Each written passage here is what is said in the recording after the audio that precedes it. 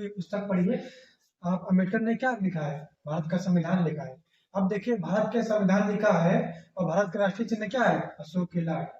वहीं पर लिखा होता है सत्यमेव जयते। सत्यमेव जयते। और अब ये बताइए भारत के सत्य, ग्रंथ में ही। अब देखिए सत्यमेव जयते कहाँ से आया, जी जी, कठोपनिषद से आया, उपनिषद से आ गया। फिर बात ग्रंथ आप नहीं आ गई। आप देखिए कि भारत की रचना ही वैसे की गई है कि सबको थोड़ा थोड़ा लिया गया है, बुद्ध से भी लिया गया है, जी जी, जैन से, महावीर से, सबसे लिया गया है। आप समझिए मुसलमानों से भी लिया गया है भारत में।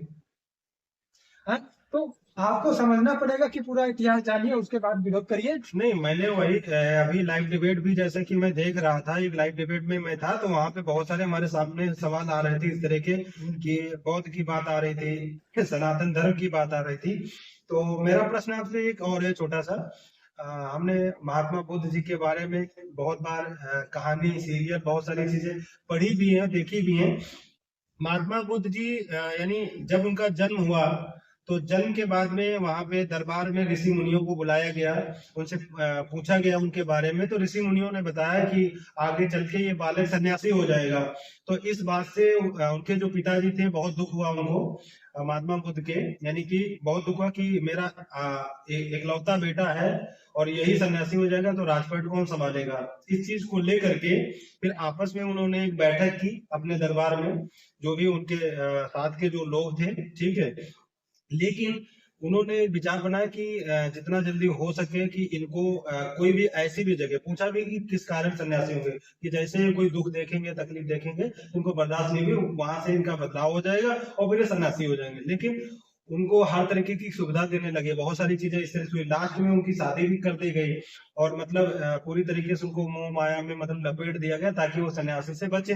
लेकिन लास्ट का मोमेंट क्या है, इतना बड़ा राजपाट होने के बावजूद भी महात्मा बुद्ध यानी शादी भी हुई और यहाँ तक कि ऐसा भी माना जाता उसके बाद बहुत दिनों के बाद यानी कि जा करके वो जो है सन्यासी हो गए, सब कुछ होते हुए। और सन्यासी जब हुए तो परमात्मा में वो लीन हो गए, पूरी तरीके से ज्ञानी हुए और महान ज्ञानी हुए। लेकिन आपको यहीं पर समझना पड़ेगा कि जो बुद्ध के जो पिताजी थे, बुद्ध के जो पिताजी थे, जी अगर वो चाहते हैं कि हमारा बच्चा सन्यासी ना बने, जी जी, ठीक है, तो उन्होंने कुछ ऐसे गलत काम किए कि पिता की वजह से बच्चा सन्यासी बना।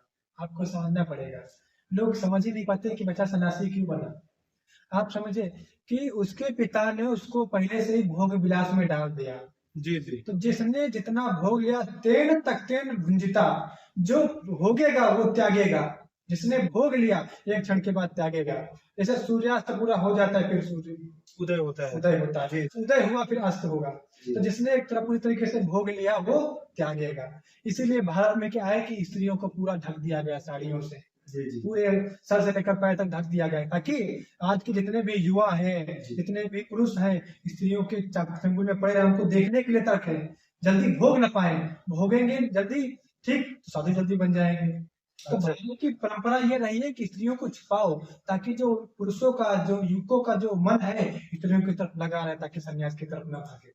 ये भारत की जो माता पिता जो पीढ़ी थे, 10 पीढ़ी चली आ रही है धीरे धीरे, लेकिन लोगों को पता नहीं।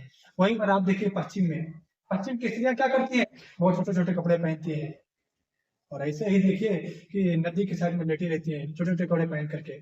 लेकिन वहां के पुरुषों को जरा सभी वासना में लिप्त नहीं होते हैं। वो क्या है, ये सबसे विलुप्त हो जाते हैं।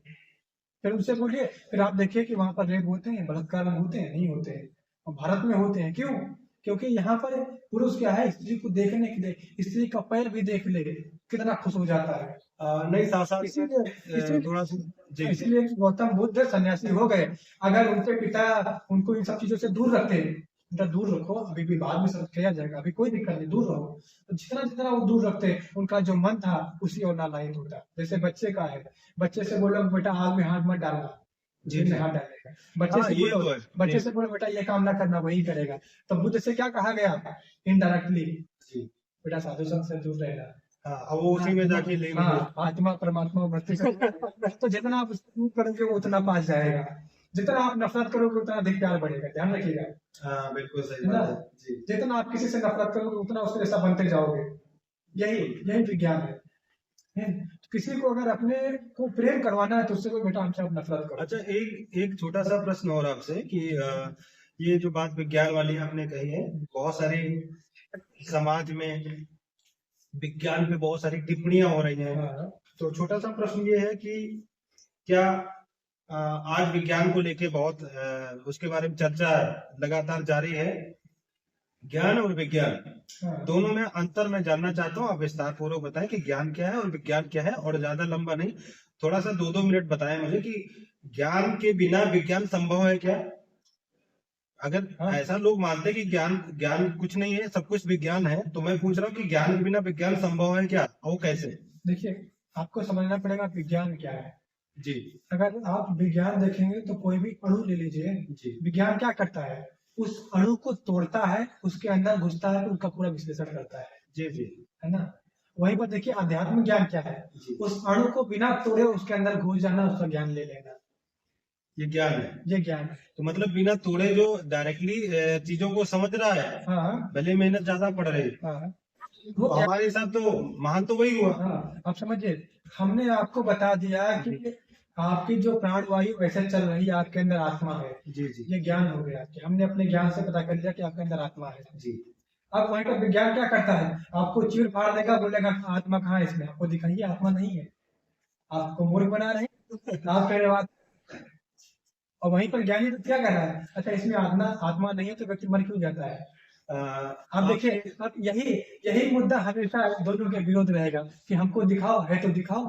विज्ञानी क्या कहता है तो दिखाओ, और ज्ञान कहता है कि वो दिखती नहीं है लेकिन है।